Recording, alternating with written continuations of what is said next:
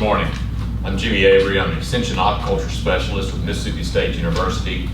I have been Extension Specialist in 2 different states, and that's represented a kind of an experience of somewhere between 6 or 8 different species throughout Louisiana and Mississippi. So I've had 37 years working with farmers, everything from turtles and alligators to catfish, bait fish, a lot of different species in those 2 states.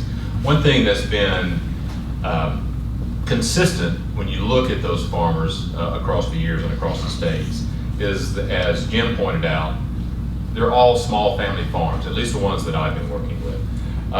They have an extreme economic impact in the areas in which these farms occur. If you look at the Mississippi Delta, you look at southeastern Louisiana, they are economic drivers within those counties or parishes. And they're also, since all these are family farms, and typically they're 3rd or 4th generation farms in most cases, they have learned to be good stewards of that land that they have been entrusted with. And so it's very forefront in their plans to make sure that that land continues to be available to that next generation. So to get their point across, it was the organizing committee's thought process to give you essentially 5 different looks at small family farms across the U.S. The first one we're going to start off with will be the catfish. Thank you. I'm Chris McGlon, a catfish farmer in Morgan City, Mississippi. I have 2 kids. Reese is my son, he'll be 11. Anna Rivers is my daughter, she'll be 10 this year, and my wife is Missy. This industry is great for a family. From my wife to my kids, I mean, we're all involved. We don't have any employees. You know, we do everything here ourselves. You know, my wife feeds, I maintain, check oxygen. Here on our farm, you know, we really stress our water quality and make sure that our water is filtered naturally through a raceway system. We have a 26-inch auger that pumps about 10,000 gallons per minute. You know, we have a wastewater cell that's normally about 80% of the pond, and then we have a holding area that holds this 20% that actually holds the fish.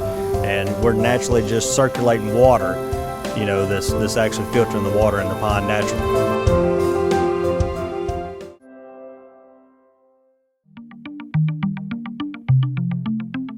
We're currently in Fonsdale, Alabama, very small rural area, a lot of farming activities in this area, and particularly catfish. The more efficient an animal is in converting grain or feed products into protein, the better it is for the environment, the better it is for all of us. It's less land taken up by farming that could be used for other things.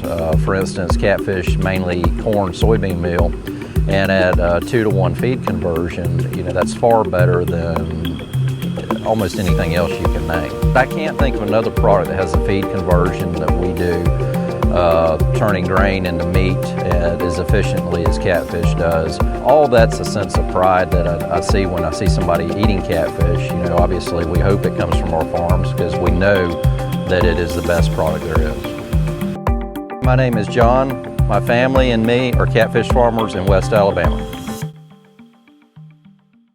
My name's Carl Herring, president of Herring Catfish, and we're located in Wisner, Louisiana.